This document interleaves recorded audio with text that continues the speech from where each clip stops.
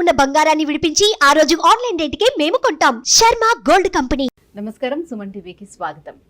ఈ అక్టోబర్ 2వ తారీఖున సూర్యగ్రహణం రానుంది. ఈ సూర్యగ్రహణ ప్రభావం భారతదేశంపై ఎంతవరకు ఉంటుంది, ఏ సమయంలోనే ఈ సూర్యగ్రహణం రాబోతుంది, ఎటువంటి నియమాలు ఈ గ్రహణం సమయంలోనే మనం పాటించాల్సిన అవసరం ఉంటుంది, ఈ విషయాన్ని తెలియజేసేందుకు మనతో పాటు ఉన్నారు శ్రీచక్రపీఠ వ్యవస్థాపకులు, ప్రముఖ జ్యోతిష శాస్త్ర పండితులు ప్రదీప్ జోషి గారు మనతో పాటు ఉన్నారు. గురుగారిని అడిగి మరిన్ని విషయాలు తెలుసుకుందాం. గురుగారు నమస్కారం. శ్రీమాత్రే నమః. గురుగారు, అక్టోబర్ 2వ తారీఖున సూర్యగ్రహణం. ఈ సూర్యగ్రహణం చాలా సంవత్సరాల తర్వాత మళ్ళీ వస్తుంది ఇటువంటి సూర్యగ్రహణం అని చెప్తున్నారు. చాలా ప్రముఖమైనటువంటి సూర్యగ్రహణంగా చెప్తున్నారు. ఏంటి విశేషం, ఈ సూర్యగ్రహణ విశేషం? శ్రీ గురుభ్యో నమః. శ్రీమాత్రే నమః. అచింత్య వ్యక్తరూపాయ నిర్గుణాయ గుణాత్మని సమస్త జగదాధారమూర్తయే బ్రహ్మణే నమః.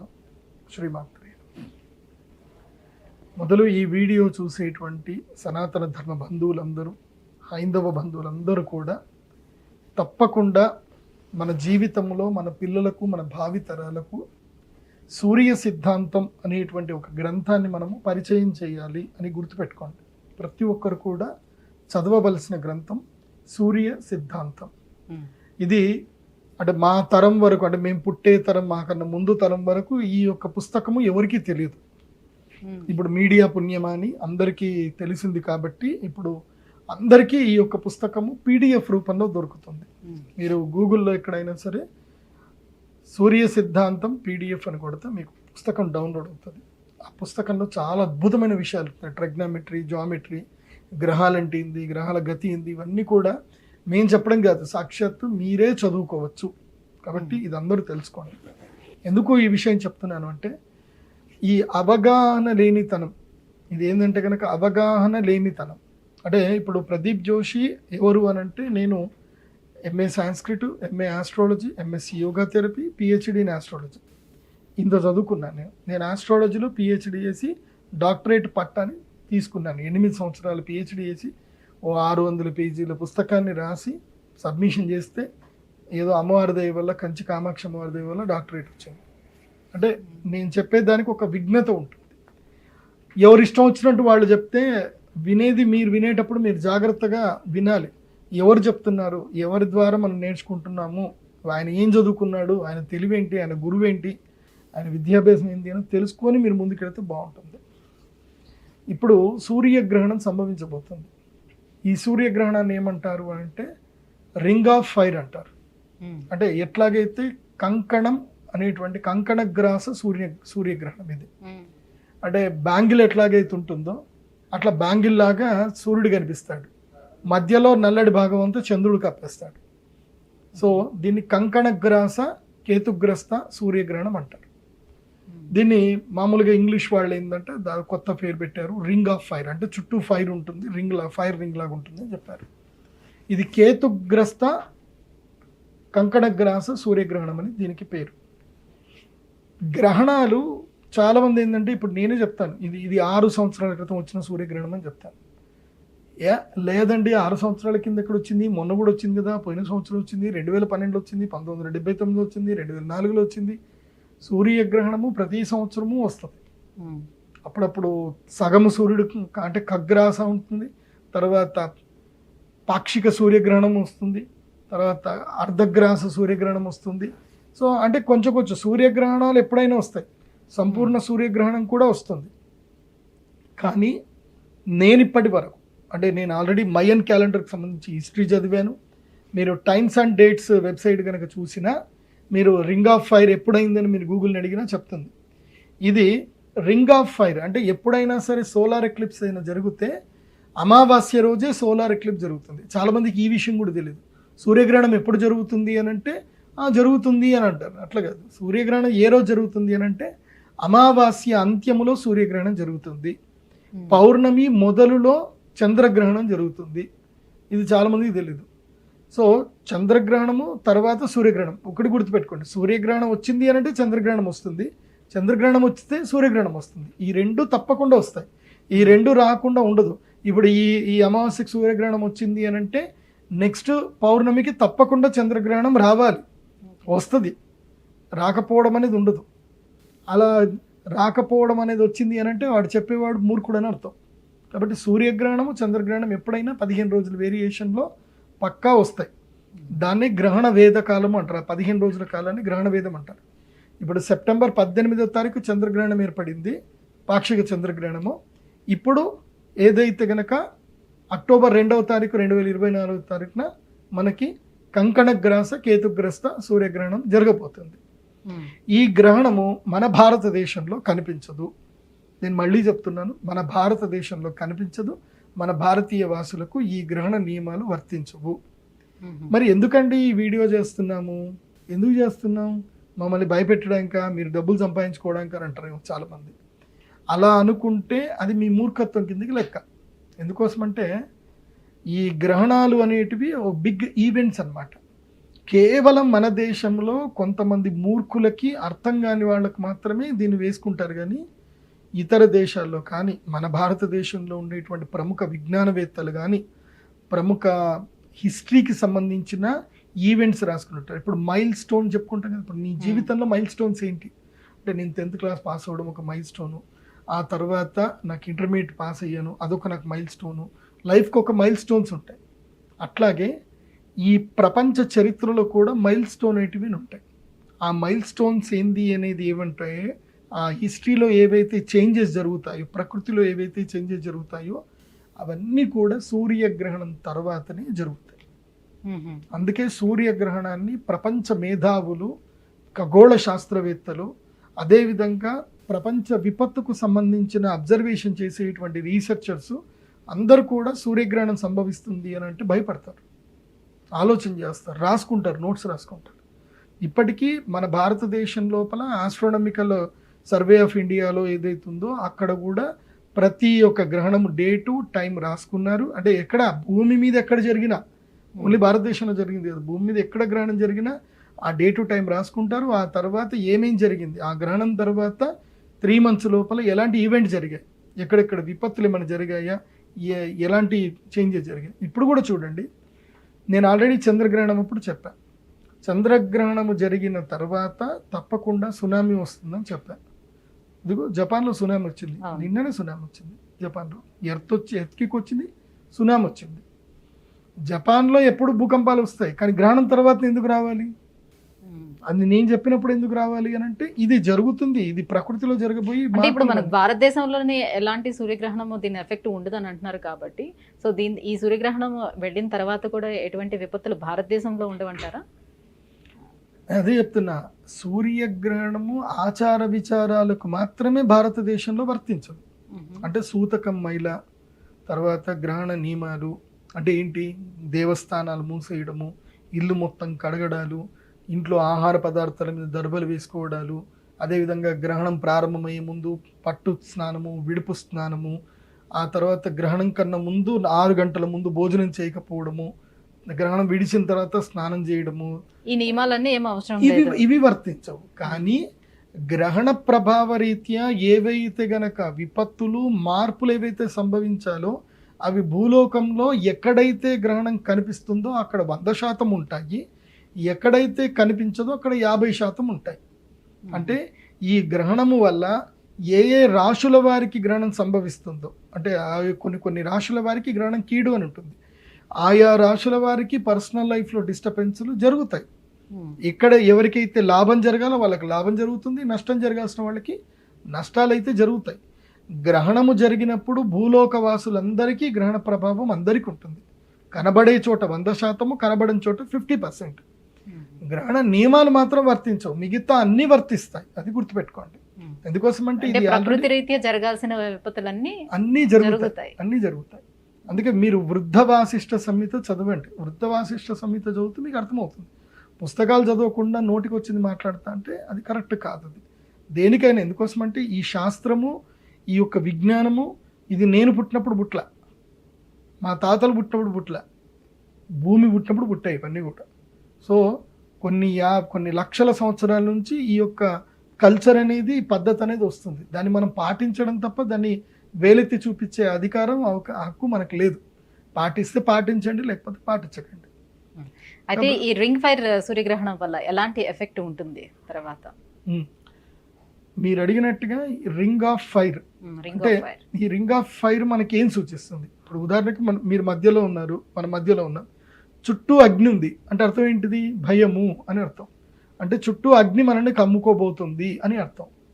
సో రింగ్ ఆఫ్ ఫైర్, కంకణగ్రాస సూర్యగ్రహణం ఏం చెప్తుంది అని అంటే, నువ్వు కంకణం కట్టుకోవాలి, రాబోయే కాలము విపత్కాలం రాబోతుంది, కంకణం కట్టుకోవాలి. దానికి సూచనని మనకిప్పుడు తెలిసింది.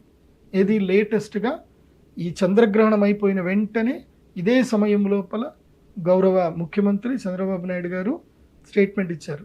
ఏమని?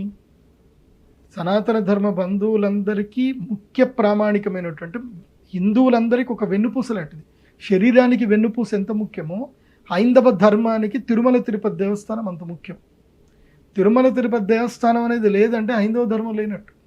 ఆ వెన్నుపూసకి క్యాన్సర్ వచ్చింది. ఇప్పుడు ఆ వెన్నుపూసలో మాల్ న్యూట్రిషన్ జరిగింది. ఏంది అని అంటే లడ్డు లోపల ఏదైతే హిందువులు అసహ్యించుకుంటారో, ఏదైతే అసలు జీవితంలో చూడకూడదు అనుకుంటారో, ముట్టకూడదు అనుకుంటారో, అసలు చూడకూడదు అనుకుంటారు, దాని మాట కూడా వినద్దు అనుకుంటారు, అలాంటిది హిందువులందరితో తినిపించేశారు మీరు. గొడ్డు మాంసము, తర్వాత ఏది పంది మాంసానికి సంబంధించిన ఫ్యాట్ అట, ఈ చేపల ఫిష్ ఆయిల్ అట, ఏవేవో అన్నీ ఏవైతే అసహ్యమైన ఎన్ని ఉన్నాయో అవన్నీ కూడా కలిపేశారు దాని లోపల అని ఆయన చెప్పారు. అది ఎంతవరకు వాస్తవం అనేది నేనైతే అమ్మవారికి దండం పెట్టుకుంటాను. అది అబద్ధం అని తేలితే బాగుంటుంది, అప్పటికైనా మీకు కొంచెం కన్నీళ్ళు కాచకుండా బాధపడకుండా ఉంటాం. లేకపోతే ఏంటంటే ఇన్ని రోజుల నుంచి మేము చేస్తున్న వ్రతము దీక్ష, పుట్టినప్పటి నుంచి వ్రత దీక్ష చేస్తున్నాం. మాంసం ముట్టకూడదు, మాంసం తినకూడదు, గుడ్డే ముట్టం, గుడి ముడితేనే స్నానం చేస్తాం. అలాంటిది మాంసమే మాతో తినిపించారు అని అంటే అది కన్నీళ్ళు కాదు, ఇంకా అదొక కైండ్ ఆఫ్ సూసైడ్. అది ఇంకేం లేదు, అది బతికి జీవోత్సవలమైనట్టే హిందువులందరం. అంత బాధ అది. ఎందుకోసమంటే మేము ఏదైతే ఒక దీక్ష పుట్టినప్పటి నుంచి పట్టుకున్నామో ఆ దీక్షకు భంగం జరిగిందని ఎంత బాధ అనిపిస్తుంది. సో ఈ గ్రహణం మనకు అదే సూచిస్తుంది. ఒరే మీరు ఇప్పటి నుంచి కంకణం కట్టుకోండి, దానికి కంకణగ్రాస సూర్యగ్రహణం. ఒరే హిందువులారా, మీరందరూ కూడా చెప్తాను, ఇంక్లూడింగ్ మీ, మీరందరూ కూడా ఇంకా ఇప్పటి నుంచి అయినా సరే నోరు మెదపకుండా ఉంటే మీ జీవితాలు నాశనం అవుతాయి, ఇంక్లూడింగ్ మన జీవితాలు నాశనం అవుతాయి. ఇప్పటికైనా నోరు మెదపండి, ఐకమత్యంగా ఉండండి. నా పక్కింటోడికి ఏమవుతుంది అని అలా వదలకండి. హిందూ ధర్మానికి ఒక చేటు వచ్చింది అని అంటే అందరూ ఎలుగెత్తి చాటాలి, ఒకేసారి బంద్ చాటాలి. ఒకేసారి ఎవరైనా ఒక నిర్ణయం, ఒక హైందవ నాయకుడు ఎవరైనా ఒక నిర్ణయం తీసుకొని ఒకటి చెప్తే అందరం అది పాటించాలి, ఒక నిరసన తెలియజేయాలి. నేను అందుకే ఇగో నల్ల దుస్తులు వేసుకొని వచ్చాను ఇవాళ మాట్లాడడానికి. సో ఈ కంకణగ్రాస సూర్యగ్రహణము ఎప్పుడు ఏర్పడింది అని అంటే సేమ్ ఇదే జరిగింది. ఈ కంకణగ్రాస సూర్యగ్రహణము జరగకన్నా మునిపే ద్రౌపది వస్త్రాపహరణం జరిగింది. ఇదే శ్రావణ మాసములో కృష్ణాష్టమి తర్వాత ఆమెకి ద్రౌపది వస్త్రాపహరణం జరిగింది. ద్రౌపది వస్త్రాపహరణం జరిగిన నెక్స్ట్ మూమెంటే ఈ కంకణగ్రాస సూర్యగ్రహణం ఏర్పడింది. ఆ తర్వాత యుద్ధం జరిగింది.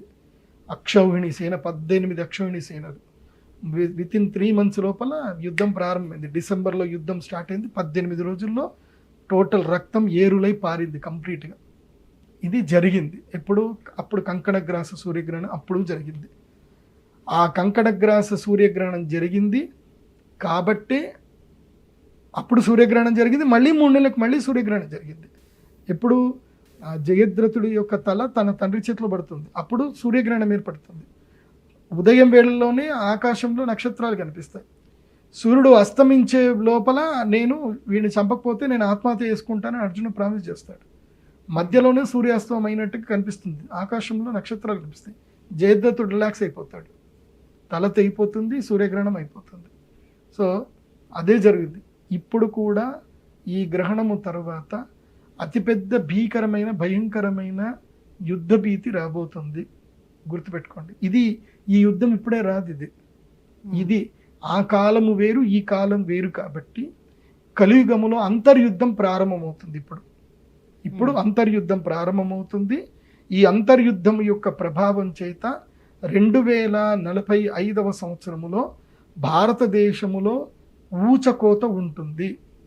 కశ్మీర్లో ఒకప్పుడు శ్రీనగర్లో ఏదైతే గనక కశ్మీర్ పండితులకు ఏదైతే జరిగిందో అదే వృత్తాంతము మొత్తం భారతదేశంలో అంతా జరుగుతుంది. ఇప్పుడు గనక హైందవ బంధువులు హిందువులు ఛత్రపతి శివాజీలాగా దుర్గాదేవి యొక్క పుత్రుల్లాగా గట్టిగా ఆంజనేయ స్వాముల్లాగా పోరాడకపోతే, మన ధర్మం గురించి మనం పోరాడకపోతే, నిలబడకపోతే ఏమీ ఇంక ఉండదు. ఇంకా నేను అది కూడా చెప్తాను. అంటే ప్రపంచ యుద్ధాలు కాకుండా ధర్మం కోసం చేసేటువంటి యుద్ధాలు జరుగుతాయంట. ధర్మ యుద్ధం స్టార్ట్లు అవుతాయి. అధర్మం కలికాలంలో అధర్మం పెట్టరేగిపోతుంది. ఇది ఈవెంట్, ఇది మిడ్ ఈవెంట్ అంటారు.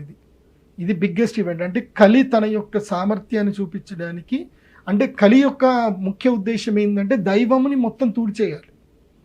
దైవము, వావి వరుసలు, అక్క చెల్లి అన్న తమ్ముడు, ఈ వరుసలు మొత్తం తీసేయాలి. ఇది కలి యొక్క ముఖ్య ఆచరణ. అది పోతే స్త్రీలకి సౌఖ్యం పోవాలి, స్త్రీలు విచ్చలవిడిగా వెళ్ళిపోవాలి, స్త్రీలు నాశనం అవ్వాలి. అది జరిగితే కలి యొక్క పని మొదలవుతుంది. వావి వరుసలు పడిపోవాలి. అలా పడిపోవాలంటే ధర్మం పడిపోవాలి. అందులోనూ వావి వరుసలు ఎక్కువగా పాటించేటువంటి హిందూ ధర్మం పడిపోవాలి. ధర్మం ఉండేటప్పుడు భయం అనేది ఉంటుంది మనిషికి.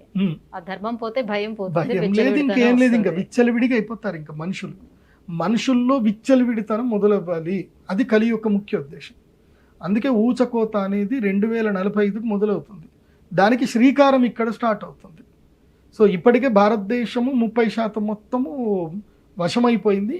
ఇంకా ఒక 60% వశమైపోతే ఇంకా వాళ్ళు స్టార్ట్ చేస్తారు. అప్పుడు మోదీ గారు కాదు, 100 మంది మోదీలు వచ్చినా ఏ పని జరగదు ఇంకా. సో ఇప్పుడే ప్రతి ఒక్క వ్యక్తి నరేంద్ర మోదీ లాగా ఆలోచించాలి. ప్రతి ఒక్క వ్యక్తి నరేంద్ర మోదీ గారిలాగా మారాలి. ఆయన ఎట్లయితే ప్రపంచ శాంతిని కోరుకుంటూనే శత్రువులను ఎట్లయితే తొక్కి పెడుతున్నారో అలాగే మనం కూడా తొక్కి పెట్టాలి. అది గుర్తుపెట్టుకోవాలి. ఇది మెయిన్గా ఈ గ్రహణం యొక్క ముఖ్య ఉద్దేశం నేను చెప్పేది. ఎందుకోసం అంటే గ్రహణాలు మనకు భవిష్యత్తు సూచకాలు అవుతాయి. అదొకటి గుర్తుపెట్టుకోండి. సో ధర్మం కోసం చేసేటువంటి ఈ పోరాటం అంత భయంకరంగా ఉండబోతుందా గురుగారు? అవును. నేను మీకు ఒకటే ఎగ్జాంపుల్ చెప్తాను. నేను మొన్న ఒక ఆర్టికల్ చదివాను.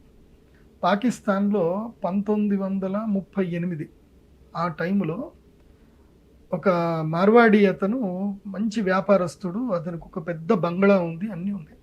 అతనికి 2 పిల్లలు. అతని దగ్గర అతను ముస్లిం అతను పనిచేస్తున్నాడు. ఇతను అడిగాడు, ఏరా నీ పిల్లల కోసం నువ్వు ఏదైనా వ్యాపారం చేయొచ్చు కదా, కష్టపడవచ్చు కదా, పిల్లలు కంటానే ఉంటావు ఏంట్రా, 20 మంది పిల్లలు కన్నావు, 3 భార్యలు, 20 మంది పిల్లలు, వాళ్ళందరికీ ఏం పోషణ చేస్తావురా, ఎట్లా పెడతావు అని అంటే, ఏముంది సార్, మీరు సంపాదిస్తున్నారు కదా, ఇదంతా నాదే, నేనే తీసుకుంటా ఒకసారి, మా పనే అది. రేపొక రోజు వస్తుంది, ఓ రోజు వచ్చినప్పుడు మీరు ఎట్లాగో ఉండరు, ఈ ఇల్లు నేనే తీసుకుంటా, నా పిల్లలందరూ ఇంట్లో ఎంజాయ్ చేస్తారు, మీరేం కంగారు పడకండి, మేము పిల్లలు కనడమే మా పని, మా పిల్లలు పెరుగుతారు, తర్వాత వాళ్ళు హక్కులు సాధిస్తారు, మీరు మా కోసం సంపాదిస్తున్నారు, మీకోసం సంపాదించట్లా అని చెప్పాడు. 1947 తర్వాత ఊచకోత ఒక్కటేసారి మొదలైంది. 47కి ఆయన భార్య పిల్లలు అందరూ చచ్చిపోయారు. ఆ ఇంటిని మొత్తం 3 పిల్లలతోటి ఆ ఇల్లు 5 ఎకరాల స్థలము మొత్తం ఆయన కబ్జా చేసేసుకున్నాడు. భారతదేశంలో కూడా అదే జరిగింది. భారతదేశంలో ఏం జరిగింది, ఇక్కడ ఉండేటువంటి వాళ్ళు అక్కడికి వెళ్ళిపోయారు, ఇక్కడ ఉండేటువంటి ముస్లిమ్స్ అక్కడికి వెళ్ళిపోయారు. ఇక్కడ ఉండే ముస్లింల ఆస్తులు అన్యాక్రాంతం అవ్వకూడదు, వేరే వాళ్ళకి వెళ్ళకూడదని వక్ఫ్ అని ఒక చట్టం తీసుకొచ్చి దీని మొత్తం లాగేసుకున్నారు. అంటే ఇక్కడ ముస్లింల భూమి సంరక్షించబడింది, అక్కడ ఉండే హిందువుల భూమి నాశనం అయిపోయింది, అంటే వాళ్ళ అండర్లోకి వెళ్ళిపోయింది. అంటే ఇప్పుడు పాకిస్తాన్ వాడు చట్టం తీసుకురావాలి కదా, మరి ఇక్కడ వీడు చట్టం తెచ్చినప్పుడు పాకిస్తాన్ వాళ్ళు హిందువుల భూములు ఎవరెవరు కబ్జా చేసుకున్నారో హిందువులకు ఒక చట్టం చేసి హిందువుల కోసం ఇస్తాను అంటే, ఇవాళ పాకిస్తాన్లో ఉండే హైదరాబాద్లో సింధు ప్రాంతంలో 98% నేల మొత్తం కూడా హిందువులకే ఉండేది. ఇప్పుడు అది లేదే. అంటే మన భారతదేశంలో అన్ని మతాలు ఒకటే అనే నానుడితో ముందుకెళ్తున్నాయి కాబట్టి ఈ సమానత్వాన్ని చూపిస్తూ వెళ్తుంది. అదే పిచ్చి వెర్రి అంటారు. మనకుంటే సరిపోతుందో వాళ్ళకు కూడా ఉండాలి కదా. ఇవాళ తమిళనాడులో ఒక దేవస్థానం మొత్తం వగ్భూమిని తీసేసుకుంటున్నారు. ఇవాళ రాజమండ్రిలో ఒక మసీదు, అది వాస్తవంగా దేవస్థానం. ఇలా చాలా ఉన్నాయి. ఈ పిచ్చి వెర్రి వదిలేసి ఇప్పటి నుంచి గట్టిగా ఉండండి. ఈ గ్రహణము రింగ్ ఆఫ్ ఫైర్. ఆ రింగ్ ఫైర్లో బ్లాక్ కలర్లో ఉండదు ఎవరో కాదు, హిందువులు, గుర్తుపెట్టుకోండి. అంటే నిన్న మొన్నటి వరకు దేవాలయాల్లో ఉన్నటువంటి ఆ విగ్రహాలనే ధ్వంసం చేయడం వరకు వచ్చింది. ఇప్పుడు కంప్లీట్ గా ధర్మాన్ని నాశనం చేయడం కోసం ధర్మాన్ని నాశనం చేస్తారు, ధర్మం పాటించే వాళ్ళని ఇబ్బందులు పెడతారు. అందుకే నేను చెప్తున్నాను, జాగ్రత్తగా ఉండండి. గురుగారు, మరి ఈ సూర్యగ్రహణం తర్వాత అంటే కొన్ని రాశుల మీద ఇది ప్రభావం చూపిస్తుందని అంటున్నారు కదా, ఏ రాశుల మీద ప్రభావం చూపించే అవకాశం ఉంటుంది? వాళ్ళు ఏమైనా పరిహారాలను పాటించుకోవాల్సిన అవసరం ఉంటుందా? ఈ సూర్యగ్రహణము కన్యా రాశిలో సంభవిస్తుంది. హస్తా నక్షత్రంలో కన్యా రాశిలో సంభవిస్తుంది. కాబట్టి హస్తా నక్షత్రం వారికి, కన్యా రాశి వారికి ఈ సూర్యగ్రహణము చాలా కీడుననేది ఇస్తుంది. కాబట్టి అక్టోబర్ 2వ తారీఖు నుంచి అక్టోబర్ 18వ తారీఖు వరకు, మళ్ళీ చంద్రుడు పూర్ణచంద్రుడు దర్శనమయ్యేంత వరకు ఈ 15 రోజుల పాటు భవానీ దీక్షలు స్వీకరించండి. ఏ వాద విభేదాలకు పోకూడదు, ఎక్కడికి వెళ్ళకూడదు, దూర ప్రయాణాలు పనికిరాదు. 2 వీలర్ నడిపించినప్పుడు జాగ్రత్తగా వెళ్ళండి. అనారోగ్య పరిస్థితులు వస్తాయి, రోగాలు వస్తాయి. కొంచెం టైం బాగాలేదు ఎవరికి? కన్యా రాశి వారికి. 4 రాశుల వారికి బాగా ఉండదు, 4 రాశుల వారికి బాగా ఉంటుంది, 4 రాశుల వారికి సామాన్యంగా ఉంటుంది. అవి ఏ ఏ రాశిలో చెప్తాను, జాగ్రత్తగా చూసుకోండి. ఇది పరాశర సంహిత ప్రకారం చెప్తున్నాను. ఇంతకు మునుపు నేనే చెప్పాను, అది వేరే సాంప్రదాయ ప్రకారము, గర్గ సాంప్రదాయ ప్రకారం చెప్పాను. ఇప్పుడు పరాశర సంహిత ప్రకారం చెప్తున్నాను. ఇది యాక్యురేట్. కలవు పరాశర ఉచ్యతే అని చెప్పేసి అన్నారు కాబట్టి, ఇంతకు మునుపు నేనే ఒక వీడియో చేశాను, అందులో వేరే రాశులు చెప్పాను. అది కాకుండా అది అప్పుడు ఆ సమయానికి నాకు అదే అవైలబుల్ ఉండే కాబట్టి అప్పుడు అది చెప్పాను. కాబట్టి అది కాకుండా దీన్ని ఫాలో అవ్వండి. ఇది కొంచెం ఇదంతా జాగ్రత్తగా వినండి. ఇది ఎప్పుడైనా సరే గ్రహణం ఏర్పడినప్పుడు, కన్యా రాశిలో గ్రహణం ఏర్పడింది. గ్రహణం ఏర్పడిన రాశి నుంచి, గ్రహణం ఏర్పడి ఏదైతే రాశిలో గ్రహణం ఏర్పడుతుందో తమ రాశి నుంచి ఆ గ్రహణ రాశి, తమ రాశి నుంచి ఆ గ్రహణ రాశి 12వ స్థానము, 8వ స్థానము, 4వ స్థానము, 1వ స్థానము అవుతే గనక వారికి కీడు. అంటే తమ రాశి నుంచి, ఇప్పుడు ఉదాహరణకి తులారాశి, కన్యా రాశి వారికి ఎక్కడ జరుగుతుంది అంటే తమ యొక్క జన్మస్థానం జరుగుతుంది. అంటే 1వ రాశిలో సూర్యగ్రహణం ఏర్పడుతుంది కాబట్టి కన్యా రాశి వారికి ఈ గ్రహణం అరిష్టము.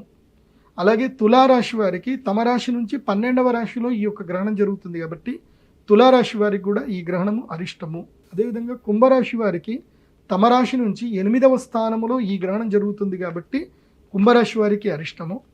అదేవిధంగా మిథున రాశి వారికి తమ రాశి నుంచి 4వ స్థానంలో ఈ యొక్క గ్రహణం సంభవిస్తుంది కాబట్టి వాళ్ళకు కూడా అరిష్టం. అయితే ఈ అరిష్టాలు ఏ విధంగా ఉంటాయని చెప్తాను. కన్యా రాశి వారికి జన్మస్థానంలో జరుగుతుంది కాబట్టి కన్యా రాశి వారికి అనారోగ్యము, తర్వాత ఏమైనా దెబ్బలు తాకడము, తర్వాత మానసిక వ్యధకి గురవ్వడము, తర్వాత కీర్తి ప్రతిష్టలు పోగొట్టుకోవడము, ఇలాంటివన్నీ కూడా జరుగుతాయి. మానసిక వ్యధ ముఖ్యంగా శరీరానికి, మనస్సుకు ఇబ్బంది కలుగుతుంది. కాబట్టి కన్యా రాశి వారు జాగ్రత్తగా ఉండాలి. ఇక తులారాశి వారికి 12వ స్థానంలో సంభవిస్తుంది కాబట్టి వాళ్ళకి ఆస్తులు పోగొట్టుకోవడము, ఖర్చులు ఎక్కువైపోవడము, డబ్బులు బాగా పోవడము, ఎవరి దగ్గరైనా మోసపోవడము, ఇలాంటివన్నీ కూడా జరుగుతాయి. కాబట్టి తులారాశి వారు కూడా ఖర్చుల విషయంలో, ఎక్కడైనా పెట్టుబడులు పెట్టే విషయంలో మాత్రం అప్రమత్తంగా ఉండాలి. ఇక కుంభరాశి వారికి 8వ స్థానంలో జరుగుతుంది కాబట్టి ఆయుక్షీణము, రోగభయము, అదేవిధంగా శత్రుభయం కూడా వచ్చే అవకాశం ఉంటుంది. రుణ బాధలు కూడా పెరిగే అవకాశం ఉంటుంది. అప్పులు చేసే అవకాశం వస్తుంది. అంటే ఇదేమైనా టైం పీరియడ్ ఏమైనా ఉంటుందా? అంటే 15 రోజులు, మెయిన్గా 15 రోజులు. 15 గ్రహణమైన తర్వాత 15 రోజుల పాటు దాని ఎఫెక్ట్ చాలా ఎక్కువగా ఉంటుంది. ఆ తర్వాత నార్మల్ అయిపోతుంది. ఆ 15 రోజులు జాగ్రత్తగా ఉండాలి. ఆ తర్వాత మిథున రాశి వారికి ఏంటి, ఈ గ్రహణం 4వ స్థానంలో సంభవిస్తుంది కాబట్టి తల్లిగారికి అనారోగ్యం రావడము, కుటుంబంలో కలహాలు రావడము, ఇల్లు వదిలిపెట్టి బయటకెట్టన పోవడము, ఇవన్నీ కూడా జరుగుతాయి. ముఖ్యంగా వాహన గండము, వాహనాలు కొనుగోలు చేసే విషయంలో జాగ్రత్తగా ఉండాలి. కుటుంబ కలహాలు ఎక్కువగా జరిగే అవకాశం ఉంటుంది. సుఖము కోల్పోతారు. ఇలాంటివన్నీ కూడా మిథున రాశికి జరుగుతాయి. ఇక ఈ గ్రహణం వల్ల మేలు జరిగేటువంటి రాశులు కొన్ని ఉన్నాయి. అవి ఏమిటంటే కనుక ఈ గ్రహణం వల్ల టాప్ నంబర్ 1 మేలు జరిగే రాశి ఒకటి ఉంది. అది వృశ్చిక రాశి. వృశ్చిక రాశి వారికి 11వ స్థానంలో ఈ యొక్క సూర్యగ్రహణం సంభవిస్తుంది కాబట్టి ఈ యొక్క రాశుల వారికి రాజకీయంగా బాగుంటుంది, లాభాలు కలుగుతాయి. తాము ఎప్పటి నుంచో జరగని పనులన్నీ కూడా జరిగి అద్భుతంగా వాళ్ళకి రాణించే అవకాశం ఉంటుంది. అదేవిధంగా ధనుస్సు రాశి వారికి 10వ స్థానంలో ఈ యొక్క సూర్యగ్రహణం జరగబోతుంది కాబట్టి వీళ్ళకి విదేశీ ప్రయాణాలు కానీ, ఉద్యోగ క్షేత్రంలో లాభాలు కానీ, ఆకస్మిక ధనలాభం కానీ, దూర ప్రయాణాలు కానీ కలిసి వస్తాయి వీళ్ళకి. అదేవిధంగా మేషరాశి వారికి 6వ స్థానంలో ఈ యొక్క సూర్యగ్రహణం సంభవించబోతుంది కాబట్టి శత్రువుల మీద విజయాన్ని సాధిస్తారు. కోర్టు కేసులు కానీ, ఏమైనా ఇబ్బందులు ఏమైనా ఉన్నా సరే అవన్నీ కూడా సమసిపోయే అవకాశం ఉంటుంది. ఈ 15 రోజులు ఏదైనా ప్రయత్నం చేసి సెటిల్మెంట్ ఏదైనా చేసుకునేది ఉంటే తమ శత్రువుల దగ్గరకు 1 కిలో స్వీట్ వెళ్ళి ఇచ్చేసి ఏదైనా ఒక సెటిల్మెంట్ చేసుకుందామని మాట్లాడుకుంటే ఈ 15 రోజులు కూడా సెటిల్ అయ్యే అవకాశాలు ఉంటాయి. తర్వాత కర్కాటక రాశి వారికి ఈ గ్రహణము 3వ స్థానంలో సంభవించబోతుంది. 3వ స్థానంలో సంభవించడం వల్ల ఏంటంటే స్వీయ ప్రతిపత్తి, ధైర్య సాహసాలు రావడము, అన్నదమ్ముల మధ్య ఉన్న కలహాలు, వైరములు తొలగిపోవడం ఇవన్నీ కూడా జరుగుతాయి. దీనివల్ల కూడా కర్కాటక రాశి వారికి మేలు జరుగుతుంది. సో ఇది మేలు జరిగే రాశులు. మళ్ళీ మేలు జరిగే రాశులు చెప్తున్నాను. వృశ్చిక రాశి, ధనస్సు రాశి, మేషరాశి, కర్కాటక రాశి ఇవి మేలు జరిగే రాశులు, వీళ్ళకి లాభం కలిగే రాశులు. ఇక మిగతా రాశులు అయితే ఏవైతే ఉన్నాయో ఇది మకర రాశి, మీనరాశి, వృషభ రాశి, సింహరాశి వీళ్ళకి నార్మల్గా ఉంది.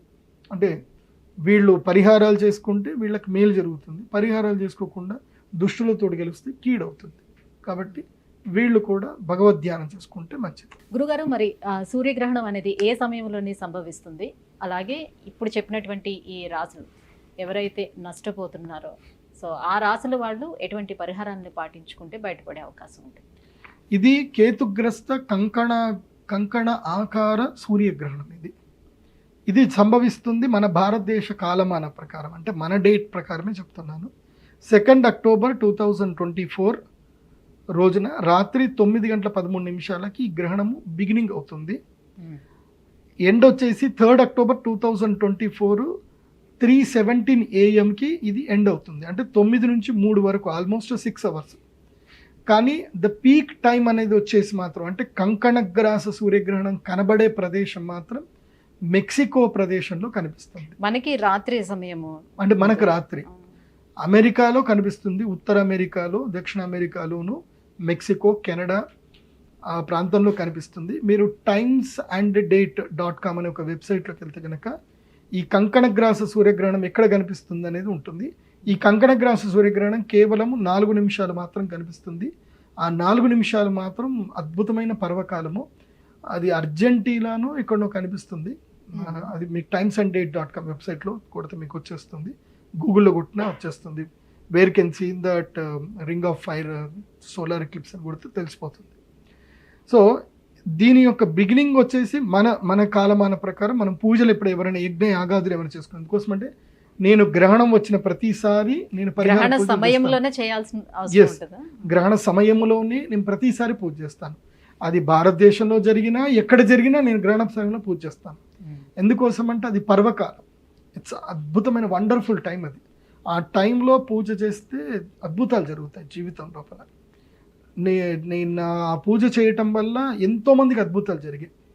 ఒక పేషెంట్ ఉండే, ఆ అమ్మాయికి కాళ్ళు విపరీతమైన మంట, నొప్పి అమ్మాయికి వాళ్ళ పేరెంట్స్ తిరిగిన హాస్పిటల్ లేదు, కలవని న్యూరాలజిస్ట్ లేరు, ఎవరైనా మాకేం తెలీదు అంటారు, మెడిసిన్స్ ఇస్తారు, తగ్గదు.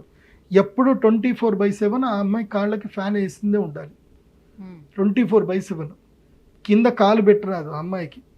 వాళ్ళకి నరకం వాళ్ళ పేరెంట్స్కి. ఇక్కడనే సనత్ నగర్లో ఉంటారు వాళ్ళు. ఆ పేరెంట్స్ ఒక నమ్మకంతో నా దగ్గరకు వచ్చారు, గురుగారు మా పాపకు సొల్యూషన్ చూపించాను నేను. పాపం వాళ్ళు ఫీజు కూడా కట్టారు. నేను చూసి ఫీజు వాపస్ ఇచ్చేసాను. దీనికి నేను ఇప్పుడు సొల్యూషన్ ఇప్పుడు చెప్పలేను, నాకు టైం కావాలి అని చెప్పి ఈ యొక్క రావణ సంహిత పుస్తకం చదివాను. ఒక కేసు వచ్చింది, ఒకళ్ళకి నేను సొల్యూషన్ ఇవ్వలేకపోతే నేను ఫీజు తీసుకోను. కానీ ఇది ఒక ఛాలెంజ్ నాకు. ఈ ఛాలెంజ్కి సొల్యూషన్ చెయ్యాలి అని చెప్పి నేను ఇది రావణ సంహిత పుస్తకం చదివి దానికి సొల్యూషన్ ఫైండ్ చేసి వాళ్ళకి మేము ఒకటి గ్రహణ సమయంలో పూజ చేసిన దాన్ని అభిమంత్రణ చేసి ఇచ్చాను. 3 monthsలో పాప నడిచింది. నార్మల్ అమ్మాయి లాగానే అందరిలాగా పరిగెత్తుంది. ఇప్పుడు అంత బాగుంది ఇప్పుడు ఆ పాప. అంటే గురుగారు, ఇప్పుడు గ్రహణ సమయంలో జనరల్లీ దేవతలు వాళ్ళ శక్తిని కోల్పోయి ఉంటారు అని చెప్తారు కదా, ఆ సమయంలో మనం పూజ చేసుకుంటే ఎట్లా మనకి మంచి జరిగే అవకాశం ఉంటుంది? సింపుల్. ఇప్పుడు మీరు అద్భుతమైన వ్యక్తి, మీ దగ్గర కోట్ల రూపాయలు ఉన్నాయి, మీరు రోల్స్ రాయల్ వేసుకొని మీరు వెళ్తున్నారు కారులో, కాకపోతే మీరు ఎక్కడో రంపచోడవరం దగ్గర అడవిలో వెళ్తున్నారు. సడన్గా మీకు 4 టైర్లు పంక్చర్ అయిపోయాయి. మీకు అక్కడ చుట్టూ ఎవరూ కనిపించట్లా, మీ దగ్గర డబ్బులు ఉన్నాయి, అన్నీ ఉన్నాయి, మీ మొబైల్లో ఛార్జింగ్ అయిపోయింది, మీ మొబైల్ లేదు. ఇప్పుడు మీరు ఒక కామన్ మ్యాన్ అవునా కాదా? అప్పుడు అక్కడ వెళుతున్నటువంటి ఒక వ్యక్తి, అయ్యో మేడం ఏం సమస్య వస్తుంది, మీరు కూర్చోండి అని చెప్పి తమ ఇంటికి తీసుకెళ్ళి మీకు ఇంత భోజనం పెట్టి అర్ధరాత్రి మీరు తెల్లారిదాకా ఆగండి అని చెప్పి మీకు కూర్చోబెట్టి మీకు సెక్యూరిటీ ఇచ్చి తర్వాత ఆ 4 టైర్లు పంక్చర్ అంతా క్లియర్ చేసి మీకు కరెక్ట్గా మధ్యాహ్నం 12 గంటల సమయానికి మీ చేతికి తాళం ఇచ్చి ఇంకెళ్ళండి మేడం అని అంటే మీకు ఎంత బాగుంటుంది. ఆ తర్వాత మీరు అతనికి ఆ టైంలో సహాయం చేసినందుకు మీరు ఏమి ఇవ్వగలుగుతారు చెప్పండి? మీరు ఎంతైనా ఇవ్వగలుగుతారు. అతను ఏదైనా అడిగితే ఎందుకోసమంటే అది లైఫ్ అండ్ డెత్. అక్కడ ఏది పులులు తిరుగుతున్నాయో ఏదో తిరుగుతున్నాయి, ఏదో అనర్థం జరగబోతుంది. ఆ టైంలో అతను మిమ్మల్ని ప్రొటెక్ట్ చేశాడు. మీరు అతనికి 10 లక్షలు ఇట్లా ఇచ్చేసి వెళ్ళిపోవచ్చు. మీరు ఇచ్చేస్తారు, ఈజీగా ఇస్తారు. ఎందుకోసమంటే మీ రోల్స్ రాయల్ కారు వర్తే 7 కోట్ల వర్తు. 7 కోట్ల కారుకి మీ ప్రాణం అంటే ఇంకా 70 కోట్లు వేసుకోండి. దానికి వర్త్ కాపాడినందుకు వాడికి 7 లక్షలు ఇచ్చినా 7 కోట్లు ఇచ్చినా ఎంత ఇచ్చినా తక్కువనే. అట్లాగే గ్రహణ సమయంలో దేవతలు అత్యంత శక్తివంతులు, కానీ గ్రహణ సమయంలో వాళ్ళ శక్తి వీళ్ళైపోతారు, నిరాశ్రయులైపోతారు. సో వాళ్ళకి మనము శక్తిని ఇవ్వాలంటే వాళ్ళకి ప్రొటెక్షన్ చేయడానికి మనము శ్రీమాతృ ధ్యానం చేయాలి. శ్రీమాతృ ధ్యానం చేసి వైశ్రవణ కుబేర తంత్రం అంటారు. అంటే దేవతల యొక్క సైన్యం ఏంటంటే యక్షులు దేవతల యొక్క సైన్యం. యక్షులకి సాధ్యమైందంటూ ఏమీ ఉండదు, అసాధ్యం అంటూ ఏమి ఉండదు వాళ్ళకి యక్షులకి. అలాంటి యక్షులకి మనము అప్పుడు శక్తిని ఇవ్వాలి. యక్షదేవతలకు శక్తి ఇస్తే దేవతల్ని వాళ్ళు సంరక్షిస్తారు. దేవతల్ని వాళ్ళకి ఏవి అనర్థం రాకుండా సంరక్షిస్తారు. ఆ తర్వాత గ్రహణం అయిపోయిన తర్వాత ఈ యక్షదేవతలకు మనము యజ్ఞం ద్వారా ఎనర్జీ ఇచ్చాం కాబట్టి యక్షరాజు ఎవరు అంటే కుబేరుడు సిరి సంపదలు ఇస్తాడు, సౌభాగ్యాలు ఇస్తాడు, అన్నీ ఇస్తాడు. దేవతలు కూడా మనకి ఏ గ్రహ బాధలు ఏం రాకుండా చూసుకుంటాడు. అందుకే ఇంపాసిబుల్ అనేటివన్నీ కూడా గ్రహణ సమయంలో పాసిబుల్ అవుతాయి. నేను అందుకే ఆటిజం ఉన్న పేషెంట్స్ కానీ ఎవరికైనా సరే ఈ క్లయింట్ నాకు ఇంపాసిబుల్ అనే వాళ్ళందరికీ నేను గ్రహణం అప్పుడు రమ్మని చెప్తాను. నీ జీవితంలో ఇది ఇంపాసిబుల్. మెయిన్ సూర్యగ్రహణం చాలా ఇంపార్టెంట్.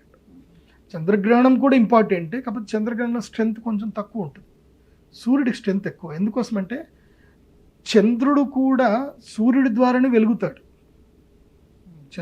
సూర్యుడు వెలుగుతాడు. సూర్యుడే లేడనుకో చంద్రుడు కూడా లేనట్టేగా. చంద్రగ్రహణములో చంద్రుడికి మధ్యన భూమి మాత్రం వస్తుంది, సూర్యుడికి మధ్యన భూమి వస్తుంది. సూర్యుడు వెలుగులోనే ఉంటాడు, అంటే హాఫ్ ఆఫ్ ద స్ట్రెంత్ ఉంటుంది. సూర్యుడు యాక్టివ్గానే ఉన్నాడు. కానీ సూర్యగ్రహణంలో ఏం జరుగుతుందంటే చంద్రుడు డీయాక్టివేట్ అవుతాడు, సూర్యుడు డీయాక్టివేట్ అవుతాడు. అందుకే సూర్యగ్రహణం అప్పుడు గ్రహస్థితిలో చూస్తే కుండలిలో సూర్యుడు, చంద్రుడు, రాహు ముగ్గురు ఉంటారు. అందుకే సూర్యగ్రహణం చాలా ప్రభావమైంది, అత్యంత ఎనర్జీ శక్తినిచ్చే సూర్యగ్రహణం. అందుకే నేను గ్రహణ సమయంలో పూజలు చేసిన వాళ్ళకి ఇంపాసిబుల్ అనేవి పాసిబుల్ జరుగుతున్నాయి. నా లైఫ్లో నాకు ఇంపాసిబుల్ అనేవి పాసిబుల్ అయిపోయినాయి. నన్ను ఎవరైతే దిగజారుదామని చెప్పి చూశారో ఆ వ్యక్తులే మొత్తం కింద పడిపోయి మళ్ళీ నా కాళ్ళ దగ్గర వచ్చి కూర్చున్నారు. నా జీవితంలో జరిగింది. నన్ను నాశనం చేద్దాం అనుకున్న వ్యక్తే నా కాళ్ళ దగ్గర వచ్చి సారీ అని క్షమాపణ చెప్పి నా కాళ్ళ దగ్గర కూర్చునే స్థితికి వచ్చింది. గ్రహణ సమయంలో ఎందుకు మరి టెంపుల్స్ అన్ని కూడా క్లోజ్ చేస్తారు? అదే చెప్తున్నాను. ప్రతి ఒక్క ద్విజుడు, బ్రాహ్మణుడు, పురోహితుడు తమ జీవితాన్ని ఇతరుల కోసం ధారపోస్తారు. వాళ్ళు వేరే వాళ్ళ కోసం వాళ్ళు పూజలు చేస్తారు. గ్రహణ సమయం ఒక్క గంట సేపు వాళ్ళు పూజ చేసుకుంటే వాళ్ళు కనుక ఎనర్జీ సంపాదించుకుంటే వాళ్ళు మళ్ళీ గ్రహణం వచ్చేంతసేపు వాళ్ళ ఎనర్జీని అందరికీ పంచవచ్చు. ఒక్క గ్రహణం సింపుల్. నార్మల్ టైం వేరు, గ్రహణం టైం వేరు. మీకు ఇందాక ఒక ఎగ్జాంపుల్ చెప్పాను. మీకు నార్మల్గా హైవే పైన రోడ్ టైర్ పంక్చర్ అయితే మీరు 100 రూపాయలు ఇచ్చి టైర్ పంక్చర్ చేయించేసుకుంటారు, 1000 రూపాయలు ఇచ్చి పంక్చర్ చేయించుకుంటారు. అదే ఎక్కడో ఎడారిలోకి వెళ్ళిపోయి ఎక్కడో అన్నోన్ ప్లేస్లో మీకు ఏదైనా అనర్థం జరిగితే మీరు 1,00,000 రూపాయలు ఇచ్చి పని చేయించుకుంటారు. So depends on the situation. అట్లాగే గ్రహణ సమయంలో ఒక్క స్వాహకారం, గాయత్రి మంత్రముతో ఒక్క స్వాహకారం ఇస్తే నార్మల్ సమయంలో 1,00,000 స్వాహకారాలు ఇచ్చినంత పుణ్యం వస్తుంది. ఒక్కటే ఒక స్వాహకారం అంటే ఇంత నెయ్యి వేస్తే గ్రహణ సమయంలో 1,00,000 స్వాహకారాలు చేసినంత పుణ్యం వస్తుంది. అందుకే లలితా సహస్రాలు కూడా చెప్తారు, గ్రహణ సమయంలో లలితా సహస్రం చదువుకోవాలి. కోటి లింగాలను ప్రతిష్టాపన చేసినంత పుణ్యం వస్తుంది గ్రహణ సమయంలో కనుక చేస్తే. సూర్యగ్రహే మహానద్యౌ ప్రతిమా సన్నిధౌ వా జప్త్వా సిద్ధమంత్రో భవతి. గణపతి మంత్రం సిద్ధమంత్రం అవ్వాలి అని అంటే సూర్యగ్రహణం అప్పుడు గణపతి మంత్రం చదువుకోవాలి. గణపతి సిద్ధి అవుతాడు. గణాలకు అధిపతి గణపతి. ఆ గణాలను సంరక్షించడానికి గణపతి మంత్రం అప్పుడు సిద్ధం చేసుకుంటే అద్భుతాలు జరుగుతాయి. అందుకోసమే సూర్యగ్రహణము జీవితంలో అద్భుతాలు జరగాలంటే సూర్యగ్రహణం. ఆ టైంలో వెళ్ళి ఎవరైనా మహానుభావులు పూజ చేస్తుంటే వాళ్ళ దగ్గరికి వెళ్ళి కూర్చొని చేతులు పట్టుకొని కూర్చొని అయ్యా మాకు ఏదైనా ప్రసాదం ఇవ్వండి అని అడుక్కోవాలి. సూర్యగ్రహణం అంత గొప్పది. ఆ ఒక్క టైం అల్టిమేట్ టైం అది. అందుకోసం మీరు దీనికి నేను మామూలు చెప్పట్లే, రావణ సంహిత చదవండి, మీకు రావణ సంహితలో అన్ని విషయాలు తెలుస్తాయి. అగస్త్య సంహిత చదవండి, చాలా విషయాలు ఉంటాయి. ఇవేవి చదవరు, ఇష్టం ఏదో 4 పుస్తకాలు చదువుకుని ఆయన వచ్చేసా అంటారు. దీనికి సూర్యాస్తమయం తర్వాత ఆదిత్య హృదయం లాంటివి చదవకూడదు అని చెప్తారు కదా, గ్రహణం అప్పుడు కూడా అంతేనా? గ్రహణం అప్పుడు నువ్వు ఏ మంత్రం చదివినా అది నీకు 1,00,000 రెట్లు శక్తి ఇస్తుంది. అది ఎవరు చెప్పారు? ఆదిత్య హృదయంలో, ఆదిత్య హృదయ స్తోత్రంలో అది లేనే లేదు. సూర్యాస్తమయం అయిన తర్వాత ఆదిత్య హృదయం చదవకూడదు అని ఆదిత్య హృదయ స్తోత్రంలో ఉందా? లేదు, కానీ కొంతమంది పండితులు చెప్పేది అదే కదా. చెప్తారు, వాళ్ళ ఇష్టం వాళ్ళు చెప్తారు. సూర్యాస్తమము మన కంటికి మాత్రమే సూర్యాస్తమం. సూర్యుడు ఎప్పుడూ అస్తమించడు. కాకపోతే ఒక సాంప్రదాయ ప్రకారం ఏంటంటే ఆదిత్య హృదయ స్తోత్రము సంధ్య వేళల్లో చదవాలి, సూర్యోదయం అప్పుడు చదవాలని ఉంటుంది. ఆదిత్య హృదయ స్తోత్రం చెప్పిన అగస్త్యుడు రాముడికి ఆదిత్య హృదయ స్తోత్రం చెప్పాడు అగస్త్యుడు. మరి చెప్పినప్పుడు ఇది కూడా చెప్పాలిగా, రామాయణంలో లేదు కదా. మరి అది ఉంటే నేను ఒప్పుకుంటా. అది ఎవరు ఇష్టం వచ్చినట్టు వాళ్ళు చెప్పుకుంటారు, అట్లా చెప్పకూడదు.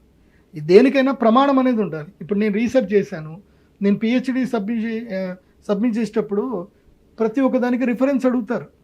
మాకు వైవా ఉంటుంది, వైవా అప్పుడు అడుగుతారు, నువ్వు ఈ కంటెంట్ చెప్పావు ఏంది, వాట్ ఈస్ ద రిసోర్స్, దీని ప్రమాణం ఏంది అని అడుగుతారు. మా దగ్గర ప్రమాణం ఉంటుంది. మీరు కంచిపీఠం వెళ్ళి చూడండి, కంచి స్వాముల ముందు అందరు కూర్చొని జ్యోతిష పండితులు అందరూ డిస్కస్ చేస్తూ ఉంటారు. వాళ్ళు నోటికి వచ్చింది మాట్లాడడానికి లేదు, ప్రమాణం చెప్పి మాట్లాడాలి. సో ప్రమాణం లేకుండా మాట్లాడతా అంటే కుదరదు. కాబట్టి ఈ కేతుగ్రస్త కంకణ సూర్యగ్రహణ సమయంలో అందరూ కూడా మేము అరిష్ట నివారణ తంత్ర యాగం చేస్తున్నాము. నా pradeepjoshi.com వెబ్సైట్ విజిట్ అవుతే డీటెయిల్స్ అన్నీ ఉంటాయి. ఈవెన్ కౌంట్ డౌన్ కూడా ఉంటుంది, గ్రహణం ఎప్పుడు స్టార్ట్ అయిపోతుందో కౌంట్ డౌన్ కూడా ఉంటుంది. చూసుకొని మీరు గ్రహణంకి రండి. గురుగారు, గ్రహణ సమయంలోని గర్భిణీ స్త్రీలకు కూడా ఏమైనా నియమాలు చెప్తూ ఉంటారు కదా, ఈ టైంలోనే ఎటువంటి నియమాలు వాళ్ళు పాటించాలి?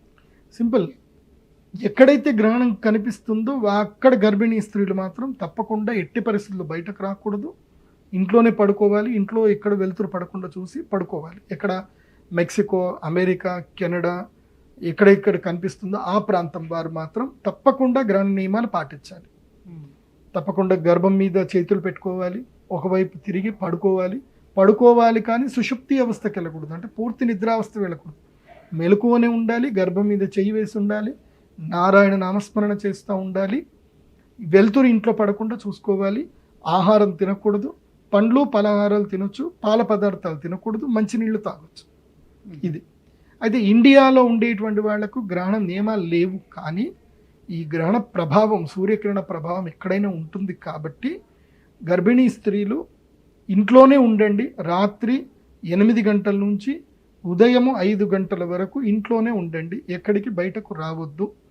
ఒకవేళ గనక మీకు బాత్రూమ్లు బయట ఉన్నాయి, ఆరు బయటకు రావాల్సి వస్తుంది అని అంటే దుప్పటి కప్పుకొని గొంగడి బట్ట ఏదైనా కప్పుకొని బయటకు రండి.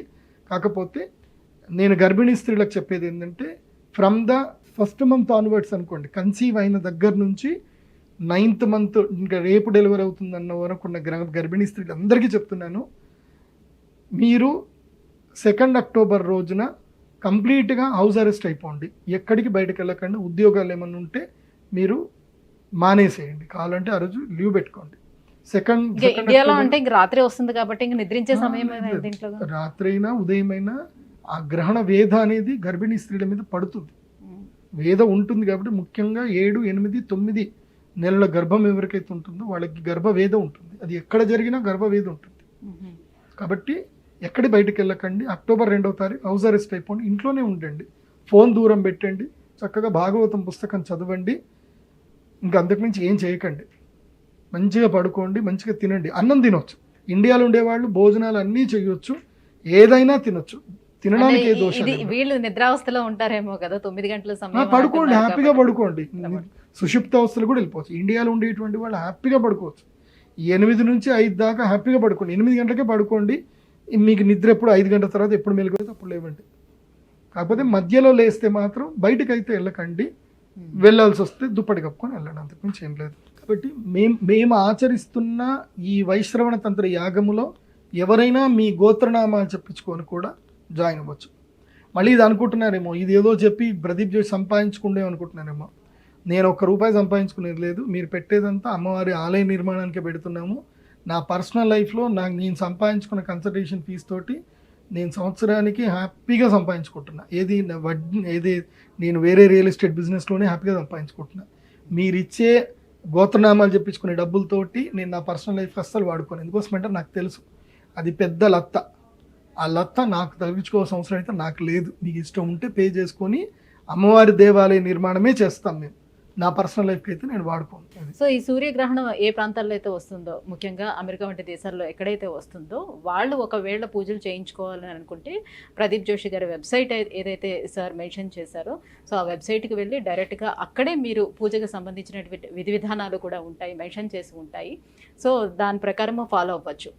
భారతదేశంలో ఎవరైతే ఈ సూర్యగ్రహణం సమయంలోని పూజ చేయించుకోవాలని అనుకుంటున్నారో సేమ్ అలానే వెబ్సైట్కి వెళ్ళి చేయించుకోవచ్చు, లేదా నేరుగా అయినా సరే కూడా కన్సల్ట్ అవ్వచ్చు. కింద స్క్రోల్ అవుతున్నటువంటి నెంబర్కి కూడా కాల్ చేసి పూజకి సంబంధించినటువంటి మరిన్ని వివరాలు కూడా తెలుసుకోవచ్చు. గురుగారు, ఈ సూర్యగ్రహణానికి సంబంధించి ఎంత ప్రత్యేకమైనది ఈ సూర్యగ్రహణం అని వివరిస్తూ, అట్ ద సేమ్ టైం ఈ సూర్యగ్రహణం ఏ సమయంలో వస్తుంది, ఏ రాశుల వారికి మంచి జరుగుతుంది, ఏ రాశుల వారికి నష్టం జరిగే అవకాశం ఉంది, ఎవరు ఎటువంటి పరిహారాలను పాటించుకోవాలి, ఈ విషయాలన్నీ కూడా ఇంత వివరంగా తెలియజేసినందుకు ధన్యవాదాలు. శ్రీమాత్రే.